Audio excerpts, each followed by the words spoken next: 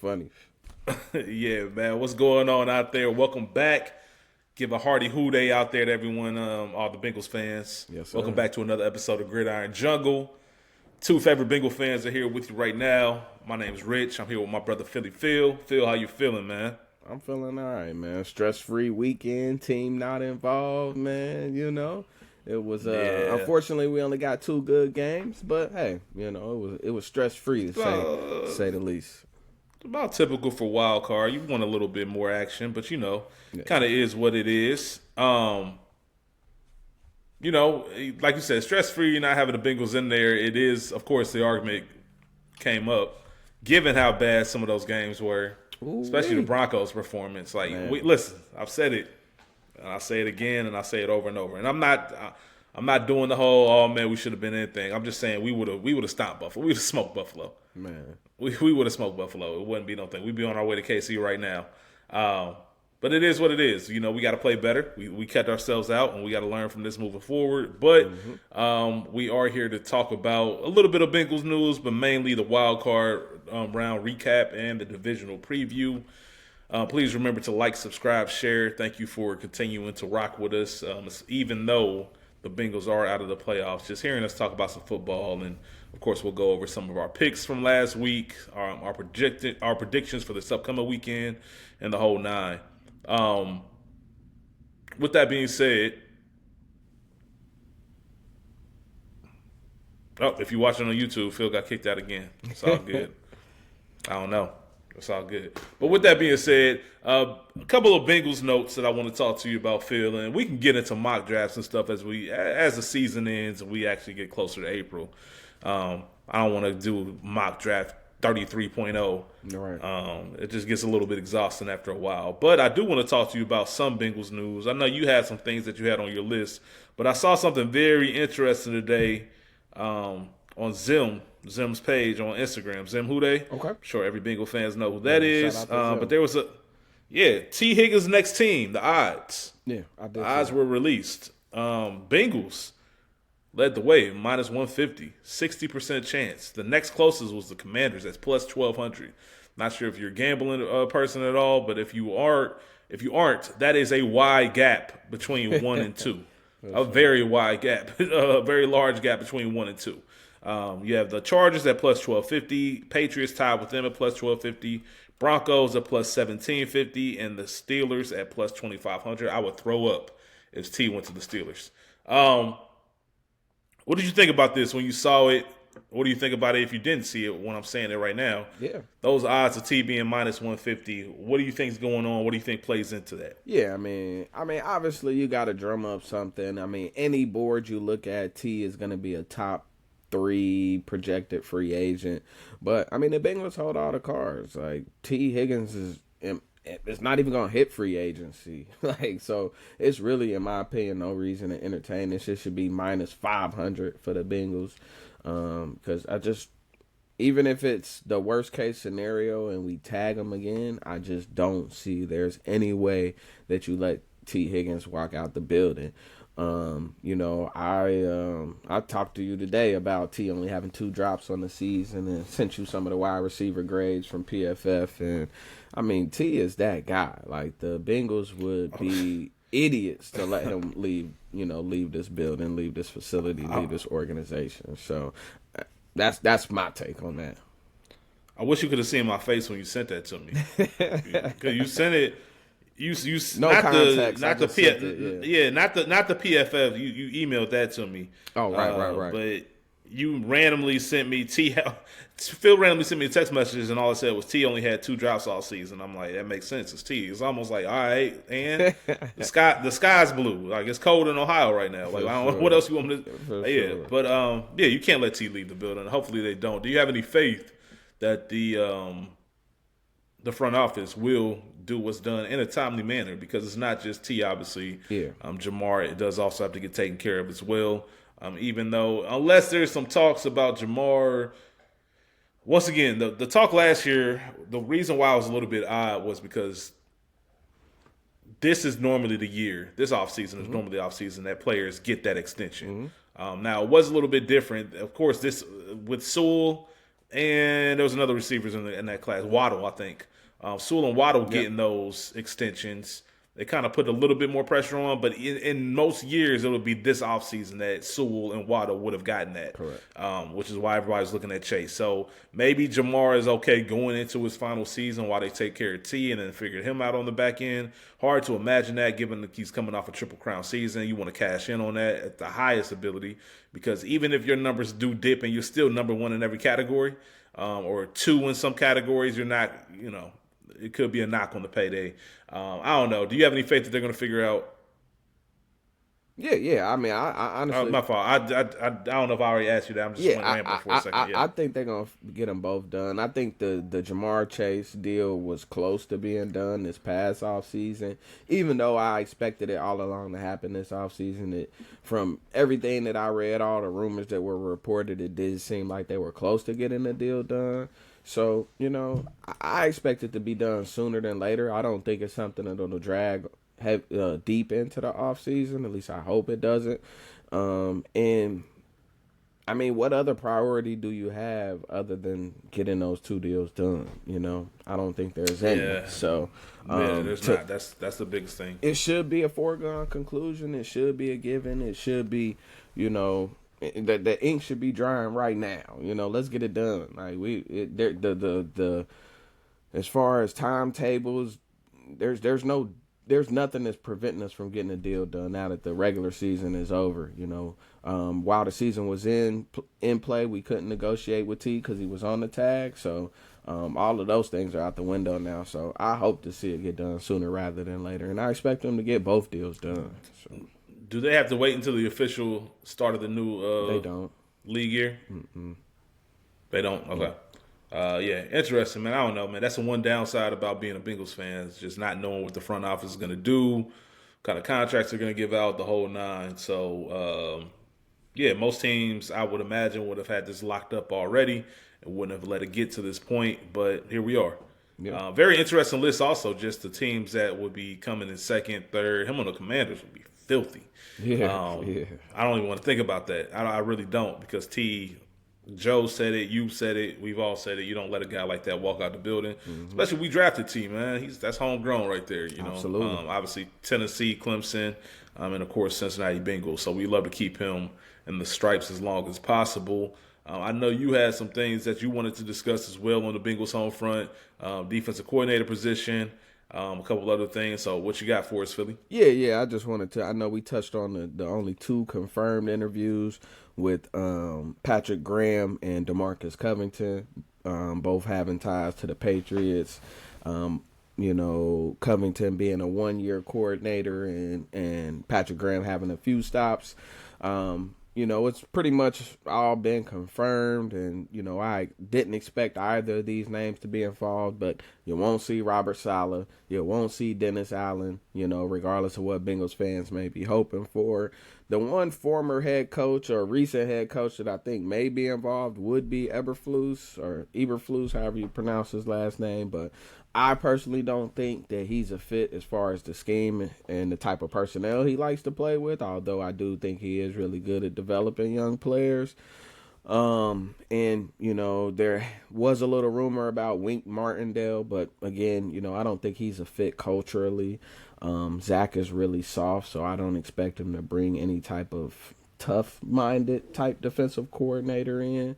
Not saying he's going to get someone that's equally as soft as he is, but I don't expect, a Wink Martindale, Mike Zimmer type of hire. So I was just going to ask you, what about the rumblings about? I've seen all the jokes about if Zimmer gets hired, the first thing he's going to do is sign Terrence Newman. But what are your what are your thoughts on a potential Zimmer Bengals reunion? Do you think that's even possible? Do I think it's possible? Yes, because I do think he's a organizational favorite. Like I do think Mike Brown likes and respects him. I think Duke Tobin likes and respects him. But at the end of the day, I think it is going to be Zach's call, and I don't think Zim would be on Zach's short list.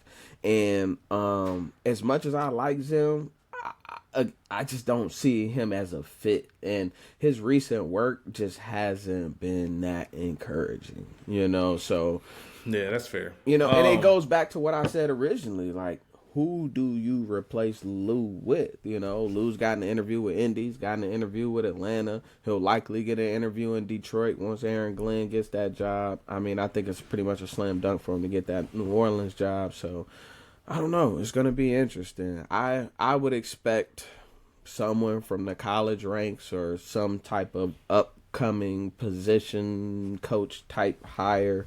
But, again, we'll see.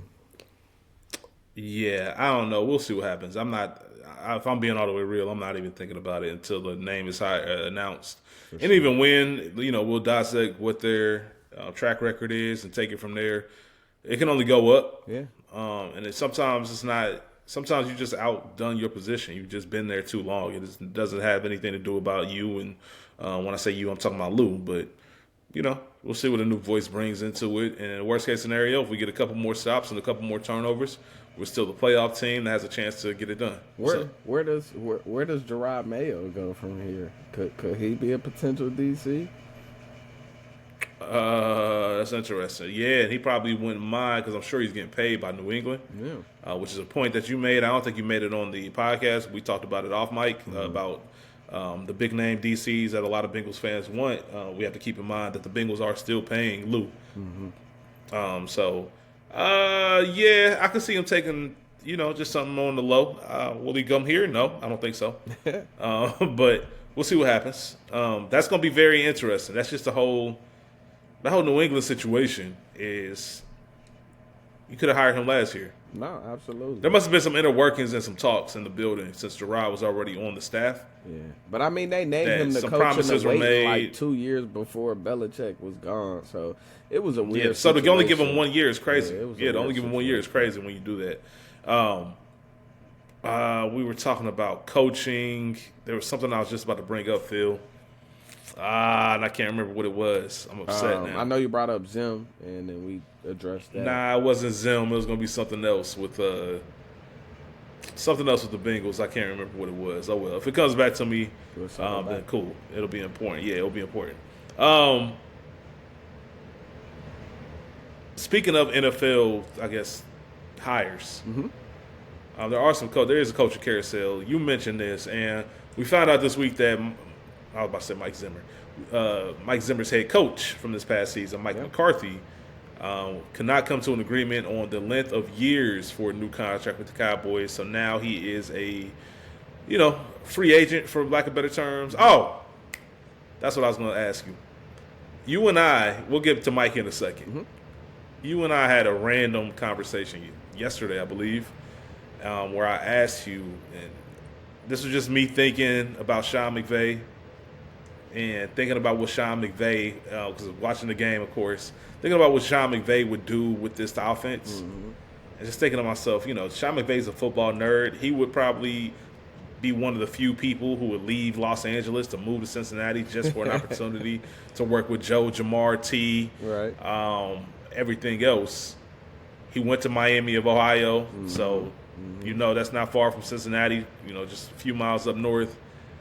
And I asked you, what do you think would he come here? Do you think we would trade for him? I think the specific question I asked you is, what would you trade for him? You talked about some precedents, and I said the only thing that I could think of is the John Gruden trade. And neither one of us remembered exactly. I remembered the trade, right? But I didn't remember the details of that trade. And this was in 2001, I believe. 01 or 02. 01 going into they won the 02 season. That's right. That's right. 02 Super Bowl. For those who don't remember, because it's shock feeling myself. Yes. Tampa gave up 2 first-round picks, 2 second-round picks, and $8 million for John Gruden. Insane. Yes. Insane. And John Gruden had 0 Super Bowl at that point. McVay does have 1, as we are sadly reminded. Obviously, both of us said there's no way we would ever make that deal. But what would be a reasonable deal for you to get McVay here? What would you feel comfortable with? We kind of expounded on that, because you asked, would that be worth it? And in my opinion, yes. As an organization that's never won, as a fan that's never won a Super Bowl, I do think that would be worth it. And if I'm being honest, I think McVay would win multiple Super Bowls with this team. You know, just with the core that we have. I mean, maybe I'm a prisoner of the moment, and maybe my short-term memory is failing me, but this is one of the best coaching performances I have ever seen with this Rams team from this year. I mean, it's just incredible. I talked about it on the last episode. There was rumors about Sean McVay just walking away from coaching because his team was considered to be so bad. You know what I mean? There was talks of Stafford retiring, and obviously they didn't have any picks, and all they did was just hit on every pick. Jared Verse is a rookie that made a Pro Bowl. I think he's the first rookie to do that since Aaron Donald. Like, just insane. They don't even care about picks, but the picks that they do have, they always seem to hit. And it's just, I mean, this year's just been a masterclass in coaching. And, I mean, I give up whatever it takes, to answer your question. If it's 2 1s and 2 2s and $8 million, hey, man, that's what we got to do. But we got to stagger. You ready now, huh? You changed the stat. You got to change. You had to. We got time to think on it now. It's just like it's the combination of what I feel like we could accomplish and like how bad I want Zach gone. So like you giving me arguably one of the best coaches in the league, and you getting rid of Zach, and that's all that I've asked for. Like, if you were to make a spreadsheet or one of those charts of if I'm another team, right? And I'm looking at the Bengals, and I'm like, I don't want them to get this coach. I think McVay would be the number one person on that list. Like, the Absolutely. number one. Like, there would be coaches that would be – if there was a rumor, if there was a report, if Shefty let out a report right now that said hearing talks about the Bengals potentially trading for Sean McVay. The league is shook. The league would be shook. Either way, it's just it's something fun to think about because we know it's never going to happen. Sure. Let's go ahead and keep it moving. I mentioned Mike McCarthy. Obviously, the Bears had requested permission to speak to Mike, which was denied. Now that he's in the open market, you mentioned that you think that would be a perfect fit. Do you think he lands with Chicago? Yeah, I think. Excuse me. I think it's a logical fit. I think that's, again, somebody that's gonna bring or at least be able to build some culture, which I think is what Chicago needs. You look at his success with elite quarterback talent. Aaron Rodgers had his best years with Mike McCarthy, won a Super Bowl with Mike McCarthy. Dak Prescott had his best years with Mike McCarthy. You're probably never going to win a Super Bowl with Dak, but he did have his best years with Mike McCarthy. So, that's the type of guy, proven track record, that you should want working with Caleb Williams. Not taking anything away from Eberflus and whoever the OC was there, but that's not who you want working with a franchise quarterback. It's just not. So I think McCarthy would be the perfect hire for what Chicago needs and what they're probably looking for. Yeah, it's going to be interesting offseason, just overall, just in regards to what we're doing as far as our. You muted. Oh, can you hear me? Yep, you back.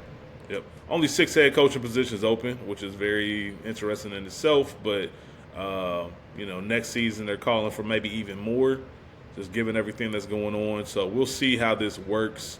I want to talk about the actual playoff games and the wild card, unless there's anything else you wanted to discuss or mention. Nope, I'm good. Okay, then bet. Mm-hmm. I don't know what's going on with my microphone. That's why I was trying to look around and see.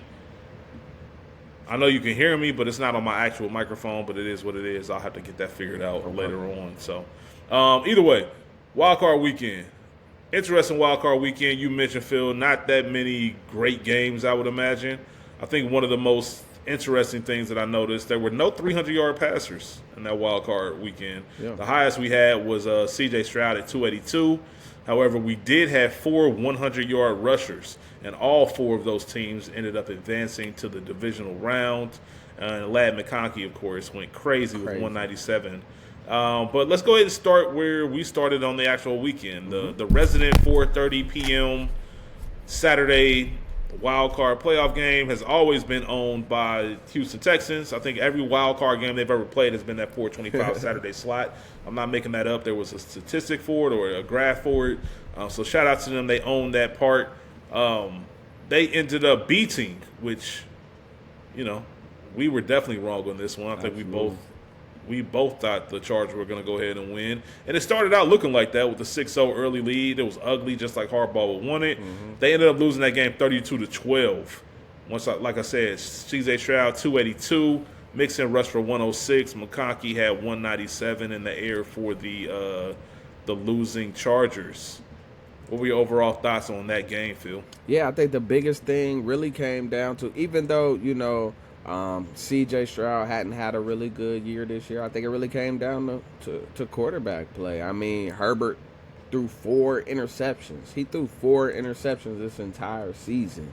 Really, really, really big game from Kamari Lassiter, the rookie cornerback. He balled out. He had that game-changing interception at the Texans' 10-yard line when the Chargers were up 6-0 and kind of just really changed the momentum of the game there, really kind of just flipped the entire game. So I don't think he allowed a reception the entire game. So he really balled out.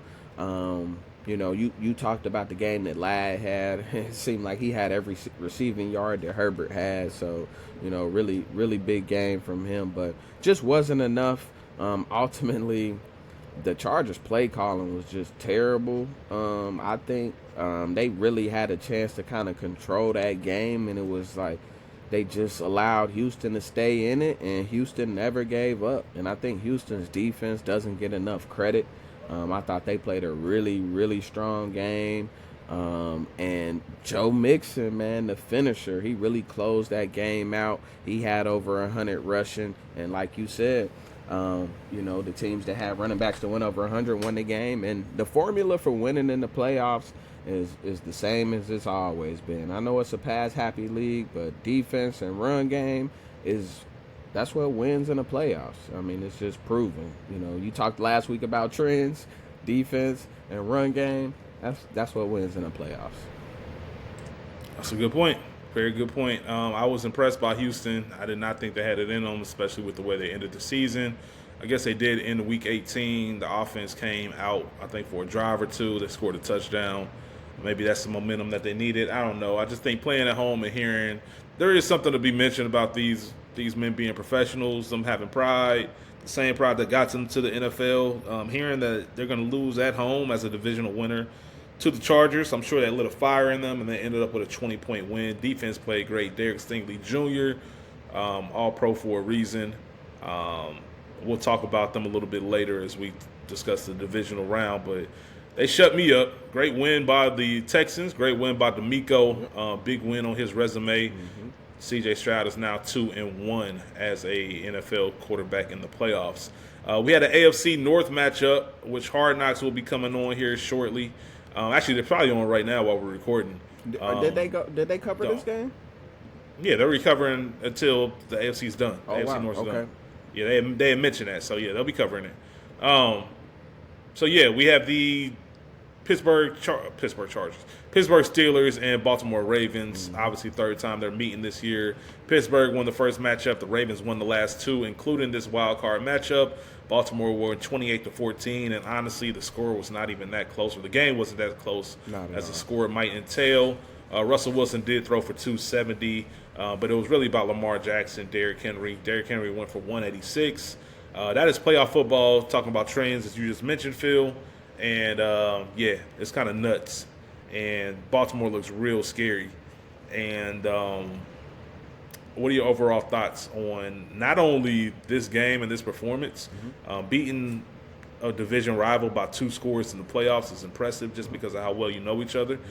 But also, what do you think about Baltimore's overall chances of just making it to the big game February 9th? Yeah. Hey, like I said last week, I expect Baltimore to make it to the dance. My selections was Baltimore and Detroit. I said it, take the Ravens minus whatever. This game was 21-0 at the half.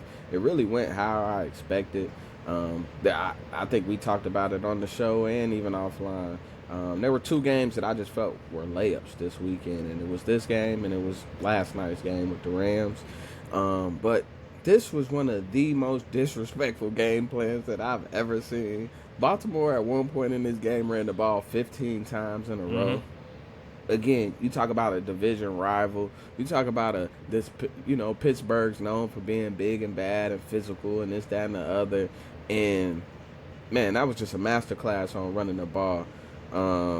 And, yeah, I mean, this game, again, like you said, 28-14, just this game should have been a 40-something to nothing. I mean, this was ugly.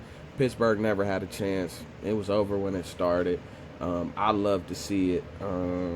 Not necessarily the Ravens winning, but love seeing Pittsburgh get dominated. It was beautiful. They wasted a playoff spot, so I would have loved for it to have been us to get that opportunity. But again, we're not going to harp on that. But this game went as I expected. I actually expected it to be worse. We talked about it. I thought Ravens were going to score 30+. So they kind of let up, in my opinion. They could have put up 30+ on them.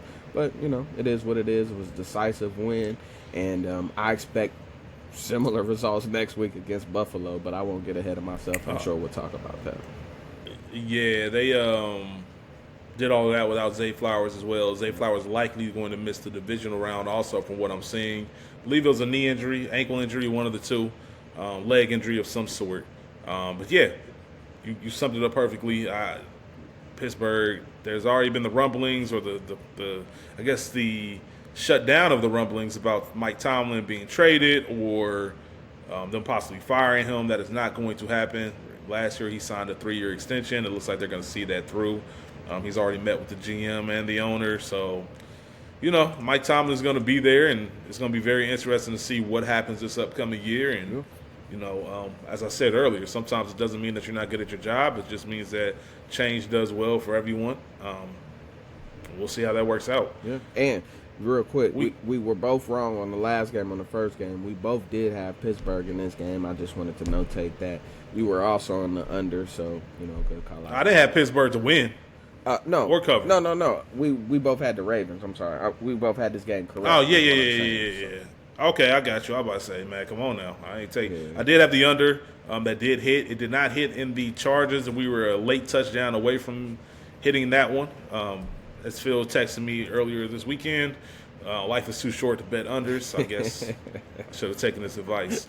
But as we move into Sunday, we get the 7-2 matchup, Denver at Buffalo, just as expected, or as Phil had expected. I'm saying that facetiously. Yeah. Buffalo 31, Denver 7. There's a real possibility that was discussed that Denver could win this game. Obviously, they were not ready. Buffalo still does not impress me, even with a 31-7 win. I don't. Like I said, I don't want to get ahead of myself about the Baltimore game, but Josh Allen passed for 272. James Cook is on a tear. He is playing some great football right now. The receiving core, anybody can pop up, so that's going to be the real testy thing. You come up with a great game plan and really know how to attack this Buffalo offense, I think you'll be good. What did you think about Bo Nix's playoff debut and the overall performance of the Broncos in Buffalo? I mean, he started out so strong. That first drive, I almost sent the text to the group, I mean, it was just so impressive, and he looked so poised, so controlled. I mean, he didn't have a bad game. He protected the ball, but he threw a touchdown on that opening drive. He ran the ball well. Granted, he only had 4 carries, but I mean, I thought overall he played a solid game, but I talked about it throughout the game. There was so many drops in that game. It was just his receivers just failed him. I mean, it was really, really bad. I don't know if it was because that team is kind of young in general, so I don't know if it was a situation where maybe the moment was too big for them, but they were terrible on 3rd down, 22% conversion rate. They were terrible on 4th down, 14% conversion rate. The Broncos had 8 possessions. The Bills had 7 possessions. It's just that the Bills took advantage. You know, the Bills had 5 red zone possessions. The Broncos only had 1. So they just didn't take advantage of the opportunities that they had.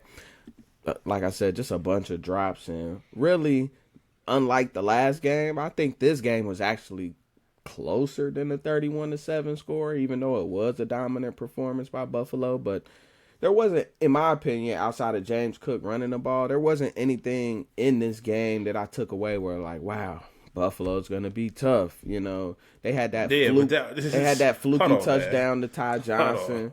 And hold on, man. Go ahead. I understand you don't like Buffalo, and I understand exactly what you mean when you say there's nothing. They dominated this game. But this game. But like, when you think about each game this weekend, like the biggest drive, the biggest play of the game that I think of in this game, outside of that Ty Johnson touchdown on the sideline in the back of the end zone, was the first opening drive from Denver. That was the best drive of that entire game to me on either side. Like, I just didn't feel like, granted, I just didn't think I thought Denver played that poorly. Like, to me, Buffalo wasn't that's two different conversations. Those are two different conversations. Buffalo being impressive and dominating the game are two different conversations. No, they weren't impressive, but they still dominated that game. Yeah. You can't 31-7 win in the playoffs. Like, I gotta. But like example, like the Ravens dominating, Pittsburgh. Like, I'm not celebrating the Ravens for dominating that game. They should have. Which one? The Ravens? Yeah. I mean. Listen, Buffalo, and we'll talk about it in the preview. You'll have a whole layout to get your talk off on the Bills when we talk about the Buffalo Ravens game, or Buffalo Baltimore game, should I say? But yeah, I said it at the beginning. I'll just keep it short. If the Bengals are in that 7 seed, then we're talking about Bengals at KC this weekend. But it's neither here nor there. Buffalo does not impress me either.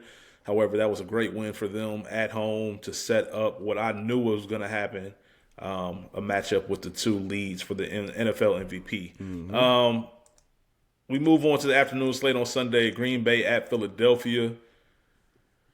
A lot of injuries for Green Bay. Looked bad for them from jump. I think they started the game with a turnover, just kind of got behind the 8 ball and never were able to get back. That was a bad call. Now you talk about another a team, and there's a lot of things I'm sure that go into this, especially with Jalen Hurts coming back. I think after 3 weeks or so from not playing, Philly, I think running the ball is going to be their identity in the playoffs, but you definitely want to get some of these weapons involved. They didn't look overly impressive. I wanted to see them dominate, especially with the NFC and the way it's looking. So what were your thoughts on that game? They won 22-10. Yeah, I mean, that was the quietest 119 rushing yards that I ever seen. It seemed like Green Bay actually did a decent job containing Saquon, but you look up and he still had 25 carries for 119 yards, almost 5 yards a carry. But I really think Philly's defense really kind of carried this game. If I'm being honest, I thought Quinyon Mitchell was really solid. And you talked about Jalen Hurts missing that time. I think he's just trying to get his footing back, trying to get his rhythm back. Obviously everybody saw A.J. Brown on the sideline reading the book and that sort of thing because he only had the 1 reception for 10 yards on just 3 targets. But, I mean, they only threw the ball 21 times. So it wasn't impressive, but it was kind of what I expected. We talked about we both had Philly winning, both had Philly covering. They did just that. And, we also talked about it last week. Jordan Love has been hurt since week 1, so it's just been a tall task, an uphill battle for this Green Bay team all season. But if I'm a Packers fan, I really feel good about this team going into the future. So, I know moral victories aren't a thing in any professional sports, but I definitely think the Packers have a bright future, and I think Philly might have their hands full, this weekend with the Rams. So. It'll be interesting. Oh, yeah, for sure. We'll talk about that. Yeah, Jordan Love wasn't hurt. Well, he wasn't healthy all season. Looking forward to see what they do next year. It just wasn't their year. It wasn't their time. Those injuries piling up. It was just, even if they won, it was going to be an uphill battle or a blowout next week. So we'll see what they do next week. Philly does survive in advance. Then I think we have the best game of the first round, which was going to be the Commanders at Tampa Bay. They pulled it off 23-20 with the late game field goal that doinked in for the win. Jaden Daniels' first playoff game gets his victory. Well-fought game. He's poised. He's as cool as ever. What did you think about that game? Man, like you said, arguably the best, game of the weekend. Just watching Jaden Daniels, and we had a first-hand witness of it when he came in the Paycor and went crazy against us. But he truly looked like a 5+ year veteran. Maybe better than that. I mean, this was his rookie debut on the road. Granted, it's not the same Tampa Bay that won the Super Bowl, but this is no pushover of a team. So for him to have a performance that he had, 24 for 35, 268 yards, 2 touchdowns, and just making so many big-time throws, just pushing the ball downfield, only got sacked 1 time. Man, he looked like Lamar out there in that game. It was really fun to watch. Granted. Hold on, man. I got to quote Mike Tomlin for you real quick, man. I know that's Mr. Jackson. Come on now, man. There's only one Mr. Jackson. Hey, Lamar didn't have this type of success in the playoffs his rookie year. So hey, we can say whatever we want to say about Mr. Jackson, soon to be MV3, but we got to put some respect on Jaden Daniels. And listen. Hold on, time out.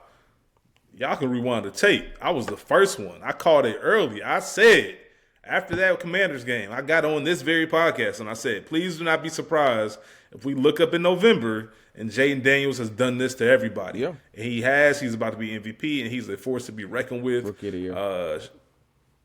year. Rookie of the year. Excuse me. He's gonna be a future MVP. And as Tay, who we met in Charlotte, who was a Commanders fan, Phil brought it up again. He wanted to tank for Arch. He was already thinking, when we met him at Detroit, this in 2024, he was already thinking about tanking for Arch and the whole nine. And I'm sure he would never admit to that conversation. He would never admit that he said those words. But we were there. We heard it. Shout out to Jaden Daniels, man. He's. They always talk about his just coolness, just the way he can handle any situation. And we'll talk briefly about this. I want to talk about Jaden in Detroit next week. But obviously the last game we had was a Monday night.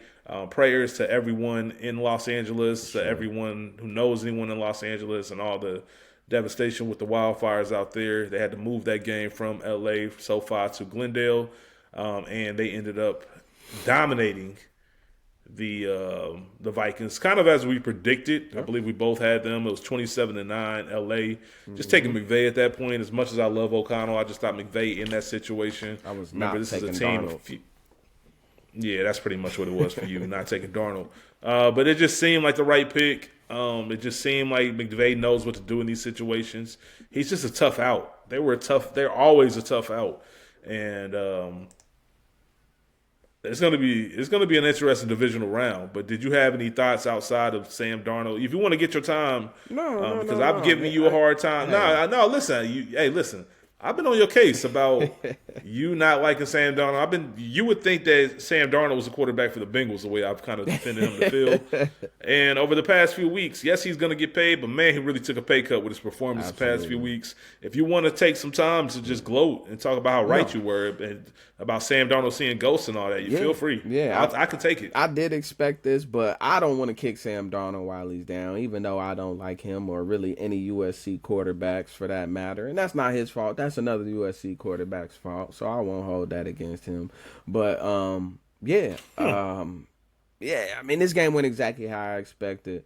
My dad asked me today, what happened in that game? I said exactly what I expected to happen. I said that was the easiest bet I made all weekend, and only thing hindsight is 2020. I wish I would have bet everything I had on that, because that's how confident I was in that game. But got to stay disciplined. But really, went as I expected. I mean, anytime you pair Sean McVay and Matt Stafford together, you're gonna have a chance. And I mean, Rams have one of the best coaches in the business. We talked about McVay at Lynch earlier, and as much as we both like Kevin O'Connell, I mean, Sam Darnold's not the guy. I mean, he is who he is. He's he's going to get paid. He's a above average quarterback in the right situation, by most estimations. But, I just, if you're relying on Sam Darnold to win playoff games, I hope everyone believes in God. Yeah, you better pray. So it's yeah, that's fair. Yeah, so the Vikings. It's kind of we'll need to address that, whether that's Daniel Jones, if they want to try to give that a whirl going into next season, or whether that's tackling that issue some other kind of way, bringing Cousins back. I don't know, but Sam Darnold, in my opinion, definitely isn't the guy. Sam Darnold is a bridge quarterback. Yeah, definitely a bridge quarterback. Well, Daniel Jones, whoever's there next year is going to be a bridge quarterback as well. Mm-hmm. So we'll see what happens with it. I don't know if I said it on here last week or if it was just a regular conversation. That's just a tough loss to go in Detroit in the final week of the season and win 14 games and realize you're not going to have a home playoff game. And McVay is the one coach on that NFC side that I'm like, man, if they were playing the Eagles, maybe anybody else, I probably would have felt a little bit better about the Vikings. Mm-hmm. But it was just something about McVay and just getting ready for that game. I'm like, oh man, they're gonna take care of this. And they played earlier this season, which I forgot. That was a primetime game, which I watched. It's hard to beat teams twice, and that's exactly what the Rams did. We'll see. This is a window that the Vikings need to capitalize on, and we'll see what they do for the next season. But now let's get into the nitty-gritty before we get out of here, Phil. Let's actually talk about this divisional preview. As we mentioned, nothing says Saturday 4:30 playoffs like the Houston Texans. They are traveling to Kansas City for the 4:30 game on the 18th, this upcoming Saturday. KC is favored by 8 points. The over-under, I believe, is set at 41.5 points. So they're expecting a low-scoring affair. Defensive battle. I'm not sure of the weather or the temperature that's going to be going on out there in KC. 27 and partly cloudy. 27, partly cloudy. All right. Well, first and foremost, looking at it from a betting perspective, and once again, we do want to remind everyone this is not gambling advice. This is just two people discussing the numbers and what we think. We're not advising anyone to take these picks, just our thoughts. Kansas City -8, over under 41.5. What are your thoughts on those lines? Yeah, I'll be honest. I'm not going to disrespect the Texans 2 weeks in a row. Kansas City just, in my opinion, hasn't really performed that great as favorites. I know they're at home, but, they've had some time off as far as their starters are concerned. So I do expect them to start out slow. I expect, a physical, low-scoring game between two really good defenses and two offenses that have underperformed all season. So I do think Kansas City will win the game, but I do expect Houston to cover the 8.5. Here's my 2 cents to everyone out there, if you can find it. I've been seeing Houston Texans first half plus 5.5. I would jump on that. Just for what Phil said. Listen, it can go one or two ways. It can be a little rust, takes a little bit of time for Kansas City to get back into things, or that time off can really help them. They are champions. They know how to perform, and they can come out firing on all cylinders. Either way, plus 5.5 seems like a good first half bet. Because I do think the Houston coming off this game, coming off with some confidence, they will find a way. But it's going to take some elite quarterback play from C.J. Stroud. And they just played here. I think that was a game that Tank Dell got hurt, right? Mm-hmm. Just played here a few weeks back. So we'll see how that ends up working out for them. I kind of like the Chiefs, -8. Something about it just seems like a 10-point game. 27-19, so it's right.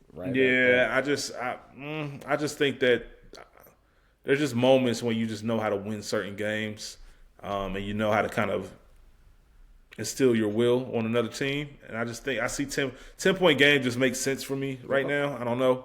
I don't have any really statistical number to go with that, but I think the Chiefs -8, even though they do not impress me either. I think this is the weakest of the Chiefs dynasty teams so far.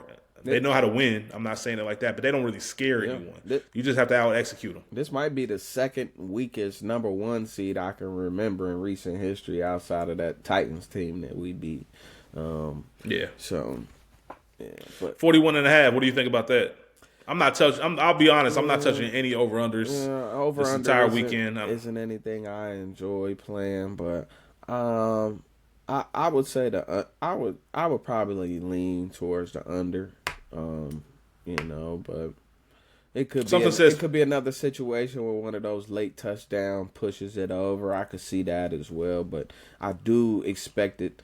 We talked about the slow start potentially. I do expect it to be on the lower scoring end. So we'll see, man. Another 27-19 type of game, wouldn't surprise me either. So we'll see. It won't shock me if Houston does cover because I think it'll be a close game. I just know there's no way the NFL is letting the Chiefs lose. I just know that for a fact. So as we move on, the Saturday night game. Commanders at Detroit. We just talked about Jaden Daniels and sang his praises. Can they go into Motown? Can they go into the Motor City and get a win against Dan Campbell, Jared Goff, and these Lions? Do you think it's possible, Phil? Anything is possible. KG showed us that, unfortunately. But I don't. I do expect Washington to cover the 9.5. I do think it'll likely be a 1-score game. It could be a 9-point Detroit win, but 9.5. I just don't see it being double digits. Detroit's defense is really, really sound. Their offense is just so fun to watch. And I think ultimately the Cinderella story with Washington is going to end. It's been an incredible story. I think they have a lot to build upon. Dan Quinn has done a hell of a job. But I just think this Detroit team is just destined, man. They play, they just play the right way, and it's, I don't know. I just think that's a really, really tall task for Jaden Daniels and the Washington Redskins. Not even because he's a rookie, not because this is a 12-win team. Like, this Washington team is serious, but I think Detroit is that good. They're my pick to win it all. But I do think it'll be a fun game. I think Detroit will end up pulling it away late. I do think it'll be close the majority of the game. But ultimately, I expect Detroit to win, but I do think Washington will cover. I'm with you. Washington's going to cover that plus 9.5. The over-under is 55.5 for anybody interested in playing that, but I do see Washington covering 9.5. I think it being a close game. And once again, I do not see Detroit coming out losing, but I do think getting Jaden Daniels, I don't think he knows that it's a big game or it's a big moment. And I'd like to see what he's going to do in primetime with the whole world watching. It's going to be a fun moment, but definitely going to be rocking to Detroit on Saturday night. We'll flip it over to Sunday afternoon, the 3 o'clock game. We have the NFC matchup where we have the L.A. Rams going into Philadelphia to face the Eagles. The Rams are a 6-point dog in that game. Over-under set at 44 points. We have McVay versus Sirianni, and it's really going to be a chess match to see how McVay can control the time of possession and control the ball and make sure that they execute every time they have the possession. With Matthew Stafford, Super Bowl winning quarterback, Cooper Kupp, Super Bowl winning receiver, Triple Crown winner. This once again, I know they don't have Aaron Donald, but this Rams team has a lot of experience and they know how to win in these games. And I don't think they're intimidated by Philly. And I don't know. It seems like there's a lot of weird stuff going on with the Philly Eagles. They ended the year, went on a nice little streak towards the middle to end of the year. I think the Jalen Hurts concussion really hurt. As far as the continuity that they had, but they are still a very dangerous team. Do you think they're going to cover the 6, and how do you think they're going to play overall this week? Yeah, I'll be honest, this was the toughest pick for me this week. Philly and the Rams did play earlier in the year, and Philly beat them 37-20 at LA. So I do think that will be on the Rams' mind. That was week 12. You kind of touched on it last week about rematches, and I don't know. This Philly team has only lost, I think, once in the past 12, 13 weeks, so they really have been on a tear. But it's just so hard for me to pick a Nick Sirianni-led team against a Sean McVay-led team. I don't know if there's going to be the right book in the book club for A.J. Brown to bring on the sideline this week. You know. Isn't it weird that he said he never seen him read? That's just a weird comment, right? Yeah. Like to not laugh about it. Maybe there was a more clip that he did joke. Yeah. But to not laugh and just kind of feeding into AJ. I'm not saying there's anything there. It is funny. Yeah. I think it was just kind of one of those. I think Jalen Hurts just has a very unique sense of humor. Nah, for sure. For sure. But that whole thing was just funny in general. My fault. I didn't mean to cut you off. But I never seen. But that's some Ocho stuff. I think there absolutely has to be, and I think there will be an upset this weekend. And if I gotta pick one, to me it's this one. So I'm gonna roll with the Rams to cover the 6, and I'm also gonna roll with the Rams to win straight up in a close game, maybe 24-23 type deal, you know. So I like it. I like it. I love the cover and I love the win. That's what I'm thinking. Yeah, I love it. I'm with you. I agree with you 100%. I think that the Rams can definitely go into Philly and get the job done. McVay will figure out a way, in my opinion. And Sirianni's just going to be cussing out fans again. And we'll see what happens with that. But lastly, the game of the weekend. Yeah. We're going to have the Baltimore Ravens on the road at the Buffalo Bills. Right now, it is a pick'em. The Ravens are favored -1, -120 to win straight up to Buffalo's plus 100. Over under is set at 51.5. Once again, this game is being played at Buffalo. They did play earlier in the season, which Baltimore dominated at home. Phil, you mentioned that you think. I mean, I'm looking at this line and it's just screaming. -1, it's screaming. Put everything you got on Baltimore. Yeah. Anything what that are your thoughts on it? Any profit I'm gonna just say this right here on the pod to hold myself accountable, and you as my witness. Any profit I make from this week, the weekend leading up to that game, if I make any profit, I'm putting it all on Baltimore money line, because I think they're gonna dog walk them. I would not be surprised to see another 35-10 game, and I know I'm stamped everywhere, on the record, off the record, about not liking Buffalo, not believing in Buffalo. But I just don't see any way. And did you see that bulletin board material Matt Milano put out there? He legitimately compared Lamar to Deshaun Watson. Like, it was wild. So I expect Buffalo to get dog walked at home in Buffalo. I'm very familiar with doing that. And I expect Raven fans to be celebrating at Duff's and having some good wings post game. Also important to make sure we note this is the MVP game. That this is, if you don't think that the Ravens and Lamar, and I think Lamar is going to play it cool, but if you don't think that they take this a little bit serious because of the Josh Allen MVP talk, because of the offensive line gifting Josh Allen the MVP chain, when it's not a foregone conclusion, and Lamar's been actually having a much better season than his MVP year last year, I think you're crazy, and I think that they are going to come in here to prove a point. And the one thing, when you look at the playoffs last year, we know that Baltimore had a shaky start against Houston in that divisional round. Just wasn't a start that you want to, kind of roll out with. I didn't see that against Pittsburgh. Looked like they were ready to play, and Lamar on the broadcast, they were talking about him being just kind of antsy, playing in the playoffs, and I think that's gone. I think he's comfortable there, and I think he doesn't care about his 3-4 record as of right now, and I think he just wants to go in there and play and just get another shot at a Super Bowl. My Super Bowl pick is going to be Baltimore-Detroit, and it's been that way. So I really think that it's going to be, like you said, a dog walk session. They're going to turn that stadium to the dog park, because they are going to walk Buffalo. And I just think that if you have a chance, I wouldn't be surprised if this moves some -2, -2.5 before kickoff, because there are going to be people that are going to be slamming, in my opinion. They should be slamming Baltimore -1. I mean, that's just free money right there. For sure. Last week you had Baltimore Philly, just for the record. So I just want to put that out there. So if you switching to the Baltimore Detroit, then I think that's smart. Oh, did I? Yeah, after Philly's performance, yeah, it's hard to back that. I thought Philly was going to come out a lot better. I'm standing on that. Philly going to New Orleans. That was the quote. Yeah. Well, I'm glad you quoted me, man. We all wrong, you slipping man. And sliding. I know it's icy out there, but you this is week. Hey, this is year one. This is year one, y'all. My bad. You know, I'll find my footing a little bit better. But yeah, after this performance, I just can't see it. But we haven't seen Detroit either. Detroit could come out and not be their best peak performance.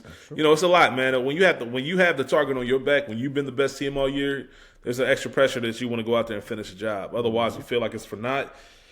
As I mentioned earlier, you look at a team like Minnesota, 14 wins, and then you look back. That's a crushing defeat. You look back at your season and think about the success. And any other season, they get the number 1 seed and all this other stuff, and you just look at it like, man, what was it for? Like, I can't. Those are hard to come back from. Those feel like they're more difficult than the 3-14 seasons and all that kind of stuff, because at least you kind of know mentally where you are. To have that good of a season and get bounced the first round is rough. But we'll see how it works. We'll see how it shakes out, man. I'm really looking forward to it. I really think it's going to be Baltimore at Kansas City in the AFC Championship, and I think we're going to have the Rams at Detroit. I think that was a matchup last year as well. In the NFC Championship game. Yep. Yeah, so best of luck to, if you are a fan of any of those teams, best of luck to everybody competing this weekend. Hopefully everybody does well. Hopefully have some good games when I say that. Anybody but the does Chiefs. Well. Yeah, everybody but the Chiefs. But hopefully we have some good games, except for the Chiefs games. I'd love to see the Chiefs get rocked. But I would actually love to see Lamar do it next week. Just be some kind of poetic justice. It's just a real tough spot because we could potentially be looking at an AFC North team who's favored to win the Super Bowl. So we'll see. I don't know, man. But either way, Phil, you got any last words before we get out of here? Nah, I got nothing. I'm just hoping. I mean, I'm hoping at least 2 of the game. I'm hoping at least 2 of the games are good. I don't want another lopsided weekend. So hopefully 2, if not 3, of the games are good. I could see 2 of them not being so good. So we'll see how it goes. I'm looking forward to it. Saturday at 4:30. Can't get here fast enough. So no doubt. Well, apologies again because my microphone, the one that I normally use, is not hooked up. So we'll see how that affects everything. Hopefully not too bad. We will be back next week to recap these games, the divisional round, and we got something else, Phil. I was just gonna say, and I'm just thinking about this in real time. I don't know if we record Sunday night, but I can tell you I probably would not be recording Monday night due to the Ohio State Buckeyes playing in the national championship game. So I just had to, put that out there. Well, we might keep it on schedule. We record on Tuesdays right now anyway. Maybe it'll just be an extra day. We'll see what happens. I got travel stuff going on Saturday, Sunday, so I'm sure the Buckeyes. What are your thoughts on that? Let's talk about it real quick. What are your thoughts on the game? I think the Bucks are favored. It opened up at -9.5. I think today when I looked, it was -8. Okay. So it has been moving, wrong line movement, going towards the a lot of money. Pretty much that means a lot of money's been coming in on Notre Dame to cover that 9.5, which has shifted the line. I thought 9.5 was a lot of points based off the performance. However, Ohio State just seems like the best team. They've looked like the best team since game 1 of the playoffs. What are your thoughts on the game? I know you think they're going to win, but are they going to cover the spread? And do you think it's going to be a dominant performance against the Notre Dame Fighting Irish? I do expect a dominant performance. I honestly felt like Texas matched up better than Notre Dame did. As good as Notre Dame, as good as a season that Notre Dame has had, really strong defense. I think they are a little one-dimensional on the offensive side of the ball. So I expect Ohio State to win handily. I do expect them to cover the 8. I think it'll be a double-digit win. And I look forward to, seeing the Buckeyes win another national championship. They won the inaugural CFP championship title 10 years ago, 2015. Crazy to think it's been that long ago. So I think it'll be cool to see them win the first year of the expansion as well. So, I definitely would like to see them win given that, assuming that they win this Monday, I would love to see them not take another 10 years to win another one or get to another one. So, here's to the Buckeyes. Hey, man, best of luck to you. Hopefully your team pulls it out. No hating over here. I don't have a favorite college football team, so I have no reason to hate. But, yeah, shout out to everybody that's rooting for the Buckeyes. Shout out to everyone who's rooting for your team if they're still in the playoffs. We will be back next week to recap all of it. Until then, we'll leave you the same way we always do with a hearty Hoo Day. Hoo Day.